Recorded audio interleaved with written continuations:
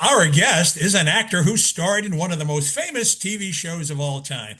And right up my alley, he's an activist with a deep love for the outdoors and a heart for making a difference. Best known for his role as Cody Madison on that iconic series Baywatch, he lives for the water, something I avoid. Surfing, sailing, diving, and climbing every chance he gets. I call that a bit of a daredevil, shall we say.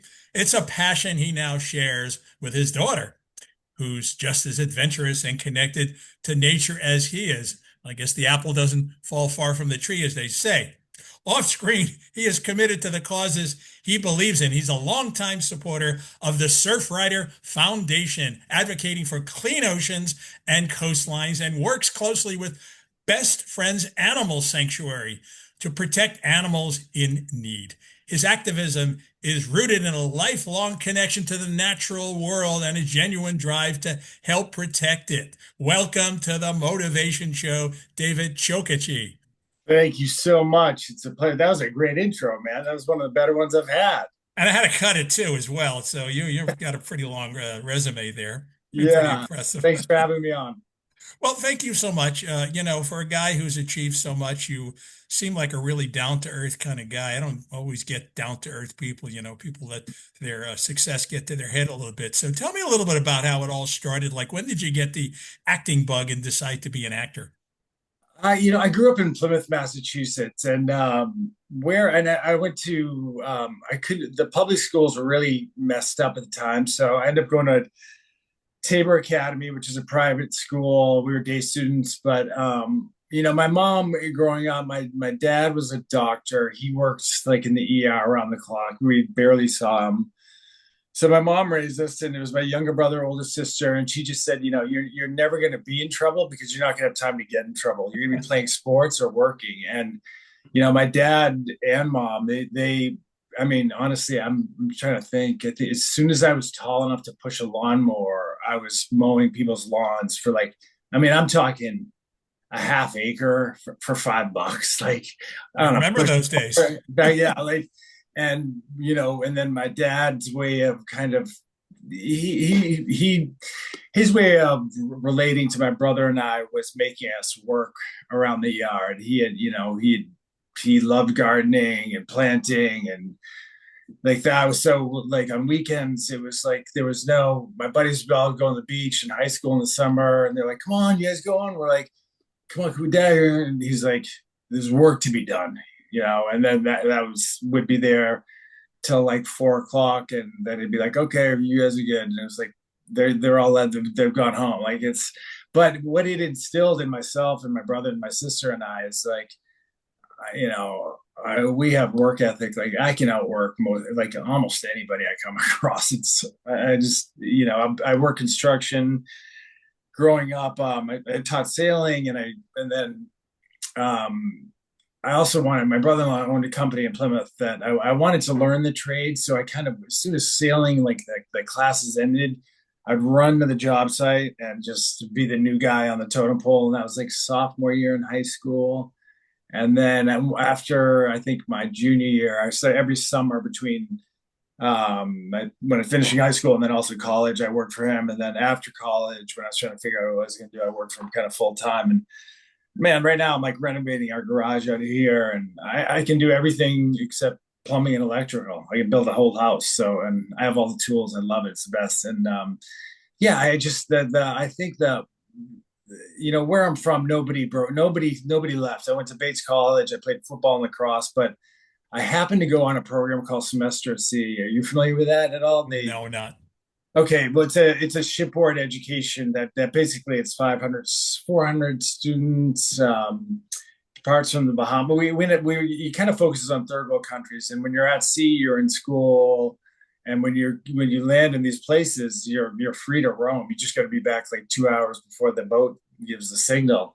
And when I came back, we went all over. I mean, from this is back when Yugoslavia was Yugoslavia, and it's like Spain, Yugoslavia, Russia, Turkey, Egypt. We got off and we snuck over and climbed the pyramids, and then all the way across to India and up into Asia. And I came back from that trip, and I was like, I had seen so much and done so much. I was kind of damaged goods in the sense that I was like, I can never do a 9 to 5 job. Like it just, I'll go insane after what I've just experienced.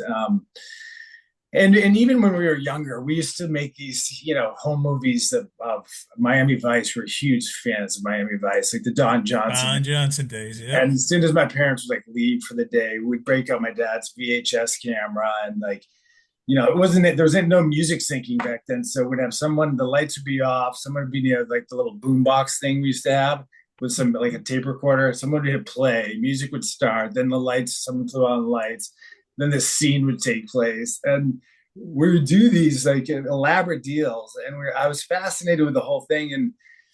But again, where I'm from, it's like nobody breaks out of that town. Nobody leave, even going to a great liberal arts school like Bates College. All my buddies, literally right after school, they went and got the safest jobs possible, pretty much. And I was like, God, that sounds like hell. Like selling insurance and like medical equipment. I'm like, dude, I'll bang nails till the day I die before I do stuff like David, I was curious, when you think about acting, right? I mean, you've heard it like it's a 1,000,000 to 1 odds that somebody's going to break through in a big way, right? I mean, so many struggling actors, they're called waiters and waitresses, right? Yeah. I mean, Yeah. did you ever think about those odds, and how did you allow yourself to get past that?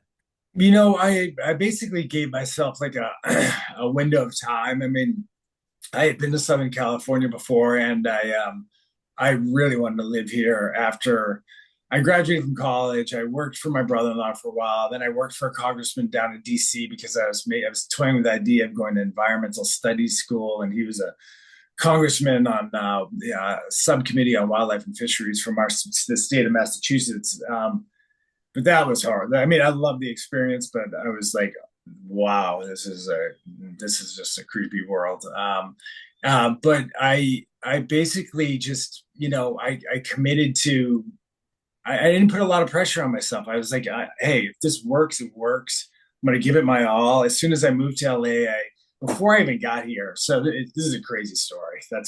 Like, I had set myself up with a modeling agency because I was modeling back east. I had done a couple of national beer commercials out of Boston, this kind of famous casting office called Collins and Pickman. They're still around. And so just via back, like sending whatever those tear sheet, whatever it was, this good agency, modeling agency, they also had a small theatrical, accepted me. But I got here Saturday, January 14th, 1994, which was 2 days before the Northridge earthquake. And I was all set to go. And I'm sleeping on my college roommate's brother's floor up above the Viper Room. And this is a true story. So I don't know. Have you ever seen Shortcuts, the Robert Altman film? Do you remember that movie? Not necessarily. Okay, no. Real quick. In that movie, which is a drama, there's a giant earthquake in the story. So it's Sunday night. It's January 15th, I think. We're at the 10 o'clock showing of the movie, like right down on Sunset. And in the movie, there's a giant earthquake, and it's a drama. It's all real and scary. And like, where I'm like, oh shit, imagine if that ever happened. We literally go to bed at like 1 a.m. and 2.5 hours at like 3:26 a.m. wake up to the Northridge earthquake. The place is like, the floors are rolling. And that was my welcome to LA. But I got a job right away. I continued construction. Like I moved into an apartment building that was kind of a dump. It was in the edge of Brentwood. So we were right there. And this guy was renovating when I moved in, and I was like, hey man, if you ever need help, someone swinging a hammer, I'm really good. He's like, yeah, whatever. The next morning, he knocks on my door at 7 a.m. He's like, you want to go to work? And I was like, heck yeah. I just put on some clothes. He loaned me a belt and a hammer, and I worked for him all the way up until I got Baywatch. And even when I got the show, I didn't bail on him. I finished out, like I got the show. I think they said yes, maybe in March. And I worked for him for like 3 more months just so I didn't because he was cool. He let me go audition and run back. And I'd like dump water on my head in the car. And then because it'd be covered in plaster and stuff. And then so I was saving money. I put money away. I was working, I was auditioning, and then I would study. I was in an acting class at night. And it was just a progression, and I loved it all. It was a blast. I never put too much pressure on it. And it was never like, I'm looking to hit the home run right away. But when this audition came up, it was like, you know, it was like, wow. At first I was like, oh, cool, Baywatch. And then and then I just remember like getting further like into it, and they were like, no, this is like a big deal. You're gonna be the new young lead, or the other guy's leaving. So I mean, it took 5 auditions, a meeting with a producer who was like, took me aside. He's like, do you think you can really do this? And I was like, just poker face, like, like make see you make it, baby. I was like, I can do this No 1,000 biggie. guy. And the cool thing I brought to the show was I was already my character was an Olympic hopeful on the show. I was already on a swim team back east. I knew how to swim competitively. That's something you can't as an actor. Just like that takes months to portray an Olympics like hopeful. Like you've got to be swimming. So I was already a certified scuba diver. Had been the head sailing instructor. I knew how to drive motorboats all sizes, super comfortable in the ocean. And they saw all these attributes I was bringing, and they were like, as soon as they cast me, which they only, they were like, hey, you got the job, but we're only guaranteeing you 7 out of 22. You're kind of like, it's kind of a probation thing. Like you could, with the option to do all 22 if we'd like you. And I was like, oh, okay. So, I mean, I just put my head down. I saw what worked. I saw the traps. I was a team player. I stayed super fit. I'd work out every night after work. I would go to my acting club, my coach privately every night. Like, just worked on it like for the first year, like just grinded, and it paid off. They by the end of the first year, I mean, they came to me. It worked. I ended up doing like 19 out of 22 my first season, and they actually came to me and were like, who do you want as your girlfriend, Pamela Anderson or Yasmin Bleeth? And I was like, are you Tough, seriously? You're tough giving choice. this? And I loved Yasmin too, but like Pam and I had this weird. We just had a very like good back and forth. Like I don't know, we had like self-deprecating humor, and yeah, her and I had a blast. So I just never put too much pressure on. I think later, as my career went on, I started to put more pressure on myself. I wanted more out of the business, and then that's when you kind of you can find yourself in a roller coaster, because acting, as an actor, I believe your job, not only first you got to learn the skills, and then acting class is one thing, but being on a set is like, it's completely different. Like when they point two cameras, 3 cameras at you, and there's 70 dudes standing around, and 5 executives, everybody's looking at you, and you gotta hit it 3 different marks in one scene. Did you ever feel fear? I mean, I, during I, that, and how do you I, overcome it?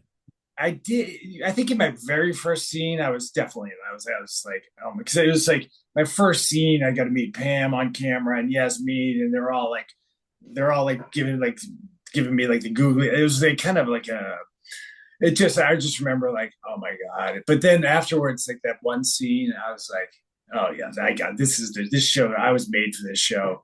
Um, and it just it didn't really, it was more just pure excitement, and like I've just landed the best gig in the world, and like couldn't wait to like just get out there and like do my thing, especially like when it came time we had 2 units, and all the action was on second unit. I would, I can drive the speedboats, I could drive wave runners.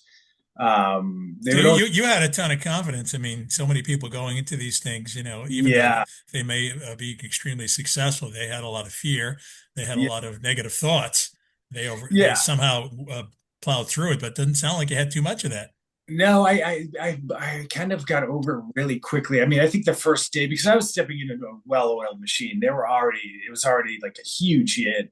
I came on in '95. It was still climbing in popularity, but I fit the mold to a T, and I actually elevated the show really quickly in terms of like what I could bring to the show, and that they recognized that. They would start writing these elaborate scenes, and not many of the cast members could do physically what I could do, like in terms of, I mean, Alexandra Paul can definitely, she's an incredible ocean woman, swimmer, triathlete, and Michael Newman, who was the original lifeguard they based the show on. He was incredible, but like they would only let hit Numi and I like do drive the big yellow speedboat in close to Venice Pier. They'd want us to come in fast and bank it. And it didn't have a great turn radius, so you have to be really calculated on how you do that thing. And then even wave runners, like in order, a lot of times, the cameras are up on the rocks and they want you to come in, spin it, install it, deliver your lines off camera, and then blast Yeah, off. you were your own stuntman, huh? Yeah, I did every stunt, but for some reason they wouldn't let me like rappel off this one cliff. And then about a month later, Numi and I did an episode about firefight or something, search and rescue, and we're rappelling off a 100-foot tower. So I don't know, sense, but I did all of them, man. Yeah, it was. That's insane. So you go from Oblivion to worldwide acclaim and fame here, Yeah. because you're one of the most watched shows of all time. I mean, how do you handle it? How does it not swell your head? What happened when you had all that adulation? I didn't. I think being from the East Coast, which is a very blue collar town, just growing up with the way I grew up, it wasn't. I just didn't buy into it. I saw them falling trapped to it all around me. Even my buddies I played football with in college were still my really close friends. They were like, "Oh man, Chokachi's going to change. Watch this. We lost him. He's gone to the dark side." They saw me about a year later after all this popularity, and they're like, "Holy shit, dude, you haven't changed a bit. And after you're actually like you're the exact same. It's amazing." Like, and yeah, to this day, I never, I don't think what we're doing as much as I wanted to like do better projects and stuff. Now that I'm older and I have a daughter and a lot more experience under my belt, it's like what we're doing. It's a gift. We're lucky to get paid to go do this really fun creative process. It's also a brutal process at the same time. But then the day we're not saving lives. I mean, except for Baywatch, we were actually indirectly saving lives because people would watch the show over in Europe, but like even if they couldn't understand it in English, young kids would watch it, and we would get multiple, like this is back when before really email, it was like letters from families saying my 7-year-old son pulled his 5-year-old brother out of the pool, and because he had watched Baywatch and seen you guys doing this, saved his life. Like we had multiple stories of those. So in a way, we were saving lives. But entertainment in general, like movie making or TV shows, it's like the people who take themselves too seriously, man. It's like I don't. Maybe I would say maybe the top 10 film actors. Okay, you're allowed to do that because you're that good. But everybody else, it's like Jack Nicholson, Al yeah, Pacino. Yeah, I get it. there's a certain amount. Definitely, they're incredible. I mean, they're beyond their level of talent. But and so I stayed. I kept the same car. I had a Toyota 4Runner like for 18 years. I was just smart about it. I mean, I definitely had fun and went partied and did our stupid stuff, but I didn't fall trapped to the ego thing because it was. I think luckily where I'm from, if I went back home and I showed up that ego, you get checked really quickly. Well, you just have friends that are on TMZ and in the Hollywood Reporter every day. I mean, you acted with some incredible people. And you still stay in touch with Pamela Anderson, Carmen Electra, David Hasselhoff, and the crew.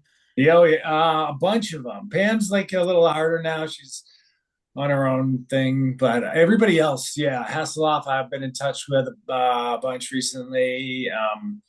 Unfortunately, Mike Newman passed away last fall, but we did that documentary. I don't know if you had a chance to see it. It was on Hulu. It was called After Baywatch, Moment of the Sun. Yep. And that brought all of us together because a lot of us didn't work together. Like Billy Warlock, I never worked with him. He was in the very beginning.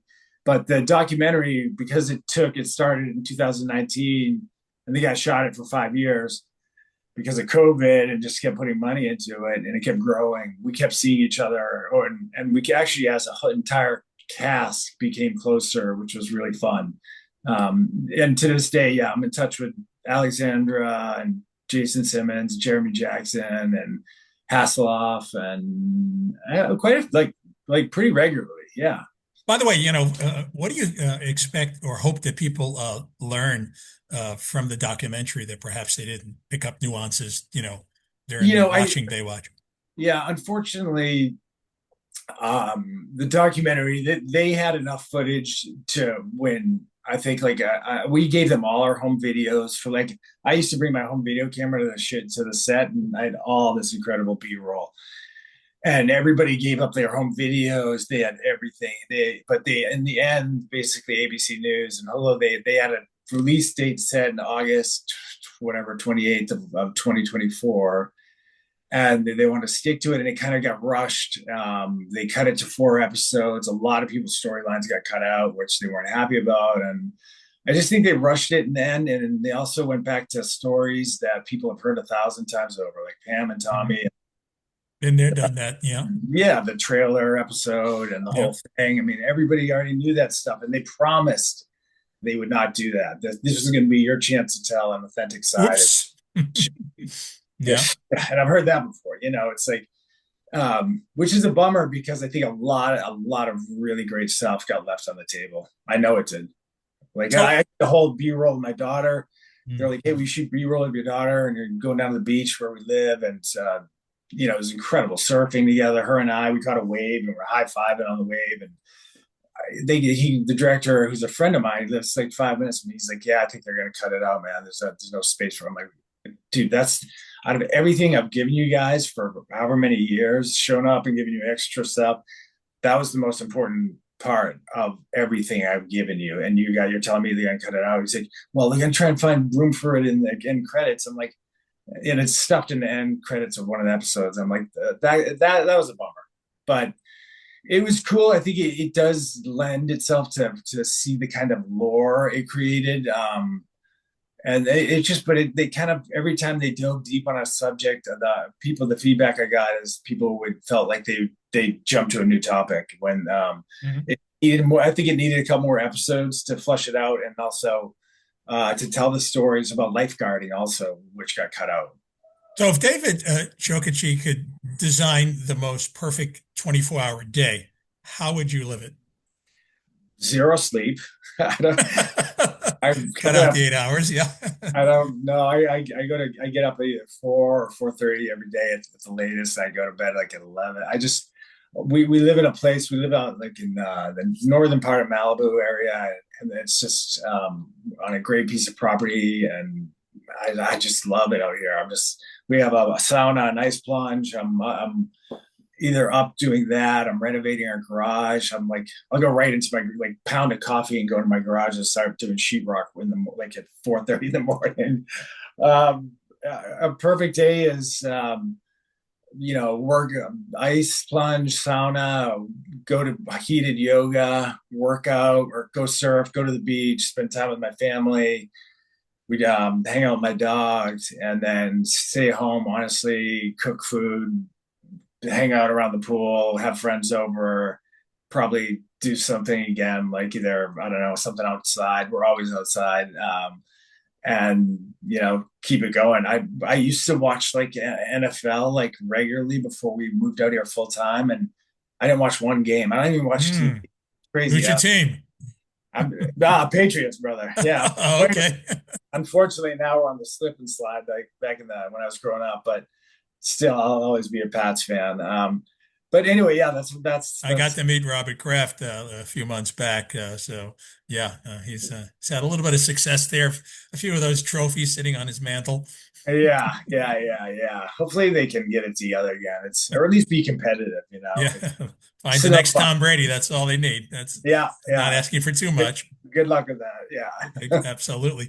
So, I'm a passionate dog lover as well. I've got a dog, and you're very passionate about the Best Friends Animal Sanctuary. Tell us about that and how we could all support that and help that. Yeah, I mean, and more so, this is the group I work with right now, Wings of Rescue. But Uh, you see that?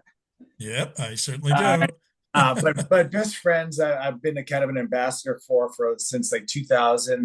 The one great thing as an actor, whether or not anybody listens to half the things I say or not, you do have a voice, and there's a platform. And because of Baywatch, we like people around the world will tune into your social media, which is pretty cool. You're tapping into a worldwide audience that most actors don't have. If their show wasn't a worldwide success, there could be an actor way more popular here in the States than me, but he doesn't have the worldwide kind of recognition from. And Baywatch is having a full revitalization around the world. People are watching it, the original show, like everywhere again. It's crazy.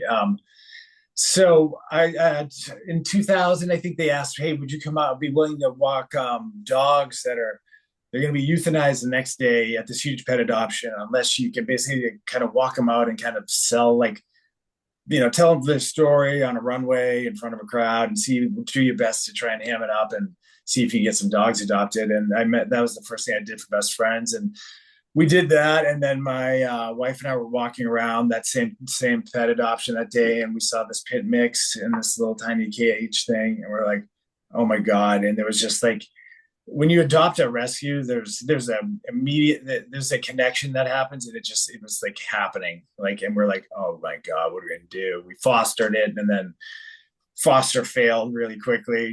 We adopted her, and she was amazing. And then so I've helped Best Friends. I try and help a bunch of them. There's Paws for Life with Canine Rescue is a really good one, and then Angel City Pits. But so during the fires, the Palisades fire, Best Friends reached out and said, "Hey, would you be willing to go out to Burbank Private Airport and help load dogs onto this plane?" Because they were trying to, the animal rescue groups, like all the ones I just mentioned, saw the problem way ahead of time. They knew there's going to be a huge displacement of dogs, whether it be like the owners can't find the dogs, or now all the owners of like pretty much everybody in the Palisades owned a dog. So now they're moving into a new location that either doesn't accept dogs at all or doesn't accept a certain breed. So they basically were trying to create, the shelters were already overcrowded, but so they basically, Wings of Rescue is an amazing organization,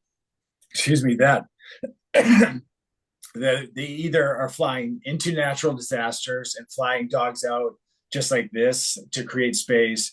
And when they're not doing that, they are working basically in Texas, California, Florida, but also up and down to Puerto Rico with them. And they're because the euthanization, the amount of dogs that are being euthanized down there every day would break your heart 1,000 times over. I mean, yeah. So they organize, because in the Pacific Northwest, and all up and down the eastern seaboard, there's space. Montana, Idaho, Utah, Wyoming. People want to adopt rescues, but they don't have them up there. Just because it gets so cold, the stray population doesn't live through. So basically, that's why they're thriving in these climates. And then the mentality of certain states I mentioned, there's just an absolute disregard for the dog breeding, or a lot of people during COVID, like, let's get a dog. Oh, now I'm going back to work. I don't want this thing. You take it, shelter. And it's not the shelter's fault. It's the human's fault. Like, humans being really irresponsible about dogs' lives. And so Wings of Rescue will coordinate with these other groups, like the Humane Society of North Texas is an awesome shelter, and they coordinate with people all through, and they back and forth communication, find space. And so it's not like going from shelter to shelter. We'll transport 150 dogs, maybe 100 of them say will be pre-adopted via like all these things, and then the other are going to great foster care.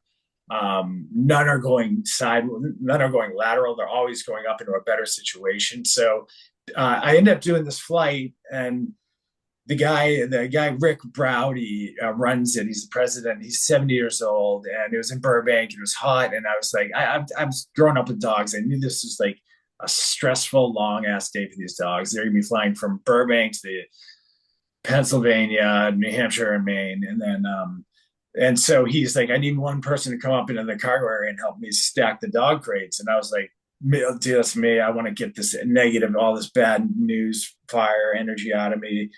And so I just went up there, and growing up also on a construction site, if you don't pull your weight, if you're not fast, and like they're sitting, you're off. They're like, go get coffee, dude. Like, you can't. So I know how to work with speed. I know how to anticipate problems. I can handle dogs. Like I vibe dogs better than humans. I'd rather be with dogs than most humans. And so for an hour and like 20 minutes, I was just like head down. It was hot as hell. And you can fit about three large dog crates, let's see, side by side in these planes, and then three on top. But you gotta like, they're all taped for, they're gonna be three different stops. So the first stop has to be in the back. Anyway, I was just head down, stacking crates, pushing. You got to use your body weight half the time to like get it to fit. And at the end of it, the guy was like, "Man, thank you so much. That was incredible." And then when I left, I was like, "Thank you. That was like the most rewarding thing I've done." And out of all this, LA on fire. And afterwards, he asked the people from Best Friends. He goes, in the 15 years I've been doing this, I've never had a volunteer come in the car and work as hard, as fast, and also be able to like handle dogs like that guy. Like, who was that guy? And they're So, like, Wings of Rescue could use more volunteers. "Oh yeah, yeah." Well, So we got to get on their website, and we get yeah, a cool shirt like the one you're wearing. yeah. You can, if you want to make a significant donation, you can come fly with me. There you go. Anyway, so he asked the people from Best Friends who's up there. He's like, "Who's that guy?" And they're like, "You don't know?" They're like, "That's the guy from Baywatch." He's like, "What? Holy shit!" I did like 7 more flights, and then he called me. He's like, "Would you be willing to be a flight crew member?" Which is basically, so say that a lot of these flights originate in Dallas Fort Worth. They fly me in commercially the day before. We get up at 3 in the morning. We load dogs at 4.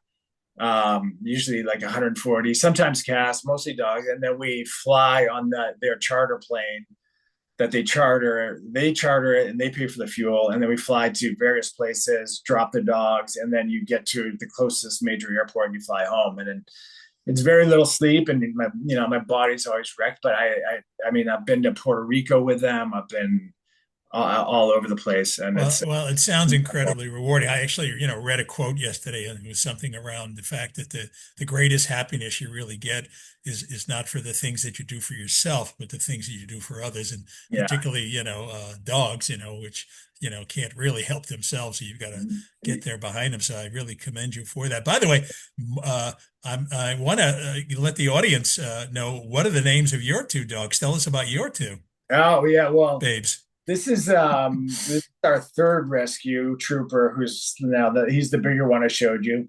I should have showed you when we were recording. He was he's a trooper. He's a parvo survivor. He he came to us, this weird kind of connection. We were really ready for a dog. My daughter was jonesing. And we met this woman, Suki, who runs a rescue at a restaurant. The waitress was like, "Oh, that woman does this." And we connected with her. We got Trooper. He's been amazing. And then for the longest time, our first two were pits and like kind of pit mixes, and they were the best dogs in the world. Like, if there's one thing I could say to any of your audience, like that whole stigma, and I think it's being destigmatized finally, but the whole thing that pits are these gnarly, aggressive dogs, like, it's the biggest bunch of bullshit. They are like, I mean, over in the UK, they're called babysitter dogs because they'll babysit. Like, they're that tuned in. It's any dog that gets abused or is treated cruelty is going to be an aggressive dog. Yeah, And yeah, makes sense. pit bulls just have that trait, that bad rap. I mean, I remember walking our first one in Malibu, and people would cross the street, and I'm like, "Are you effing kidding me? Like, you don't know anything about this dog. You're just crossing because it's based on looks." Like, anyway, so with this little one, we've been waiting for a while. We wanted to get, because I have a 13-year-old daughter, adopting a rescue that's older usually means they've had some sort of trauma in their life. Even Trooper has a little bit. We got him at 4 months, which isn't a lot of. He didn't have a lot of trauma, but he had some neglect. And but this one was like straight. The mom, I mean, it's a horrible story. This is how humans deal with dogs. The owners of this dog that was fully pregnant left it at the shelter with a note around it saying, Oh God. "I can't deal with this. Please don't kill the dog." Oh boy. So shelter's standard operating procedure is to abort all the puppies. She was like ready. So they start going through the process of setting up to do it, and then the mom started giving birth. And then once she starts, they're not legally allowed. They cannot stop it. So we got one of these puppies that never had trauma. Basically, this other woman, Carla, amazing woman. Like let the mom raise the puppies down south LA, and that one's name's Little Bear for the moment. She's a little female like gray pitty mix, and she's awesome. And Trooper's starting to let him like. He was like he's very attention. He wants all the attention, so he's now they're playing, and it's awesome. So all the physical things you're doing, I see those guns on you. You're doing something right. I know you're passionate about wellness. And for those couch potatoes listening, can you give us like a 1 minute sort of a tip on some of the things that you suggest people can do simply during the day to keep half as fit as you? I'll give you a speed round. All right, ready? Get up early, 4 a.m., 4:30, because this is real quick. What it's called doing, because like it can pull you out of depression, anxiety, your worst mood, and you start creating. I learned it. There's like a Navy SEAL came back and he calls it like stacking micro wins. And the easiest win you can get in a day is if you get up early. Because if I get up at 4:30, the latest, I know nobody else is up. And subconsciously, I'm like, I've already you're ahead of the pack. Majority. And subconsciously, I'm not registering that in my mind, but it's going through your system like I've already won the day. Yes. And then you do other things. So walk barefoot a lot because there's vibrations in the earth, like even if it's on concrete, but especially on sand, grass, and dirt that you can absorb. Get direct sunlight. You can watch sunrise for about 4 minutes, directly watch it as it comes up over wherever it is without hurting your eyes. That's really good for your circadian rhythm. No sugar at all. Go to the gym no matter what. Amen. No excuses. Put yourself in uncomfortable situations, like being cold, like push beyond your we're capable of so much more, and we quit so easy. Like I'm tired, it hurts. That's your brain, and you just be like, you need to train that out of you and just push, and then you get past, and you're like, wow, I can go that much further. So there's growth in all that. So, and ice plunge and sauna are amazing for like staying in shape, and also for decreasing. I don't know how I'm going to get that in my Manhattan apartment. Well, you can go to places. There's a lot, like it's such a thing now. I mean, even like there's all kinds of locations that you can go in for an hour, rent a private. It's a private, clean room. It has the ice plunge sauna. You do it back and forth for an hour. You feel great. Yeah. So, well, there's a book in there right there. I can tell you gave us a hell of a good minute. Me a lot. It took me, but I'm 57. It took me about 56 years to figure it out. But I feel like I've cracked the code. And the weird thing is, I think I've been through. I had a bad Achilles injury that required 2 surgeries because the first surgeon effed it up. It took me out of everything for 3 years, and I've had all kinds of I've a broken femur in the hospital for 3 months as a kid, because I had to be in traction. Nothing compared to this because it just kept me isolated and I couldn't do the thing. I couldn't work, but I fought through it. And when I came out, I swear I came out, I feel like I have a superpower because I endured all this suffering, was stripped of everything I enjoyed. I was in the worst place I've ever been in my life, but then fighting my way out step by step. And then I felt like I ricocheted off the bottom. And as a result, I honestly, I just charge. I keep moving all day. And as a result, my work as an actor has improved by like 1,000-fold. It's incredible. We have a movie called Married Alive that you have to see when it comes out. It's probably the best thing I've done in all 30 years. And where are we going to be able to see that? I'll find out soon. They finished the whole edit, everything. It's on. You can see it on Instagram on my at the real David Chokachi, or they have a Married Alive, the film page.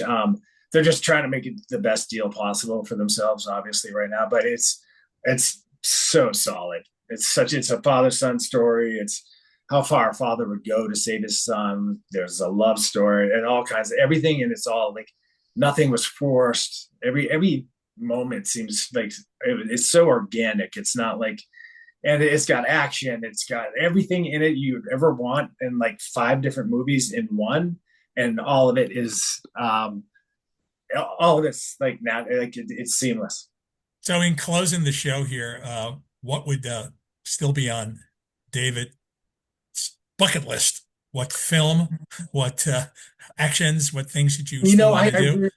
I'm trying to, I have a show I'm trying to develop for myself. Basically, I mean, it's so hard to be, I want to be in control of my own the projects I get to do and how they turn out in the end, because so many times I'm at the mercy of whoever put the money up. They control the edit, and then the edit is not what I would have hoped for, and it's such a bummer because the work you did, that happens all the time. Or I want to work because even if it's a shitty script, it's still, you get to be on set and you meet cool people. So, but I'd love to not even be doing shitty scripts because I could just be doing great scripts with great people, and it'd be a lot more fun. Because when the writing is really good, like I did a series called Witchblade, and the writing was so good. Like this guy Ralph Hamaker did.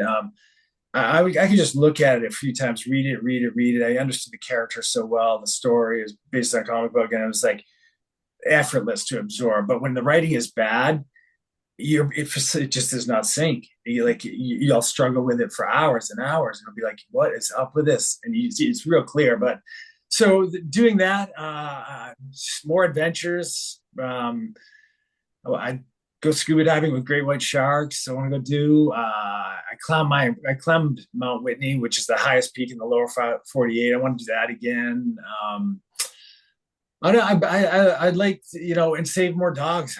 Basically, figure out a way to stop dogs from being euthanized. So, which means more spay and neuter, and people being more responsible with when you take on a dog.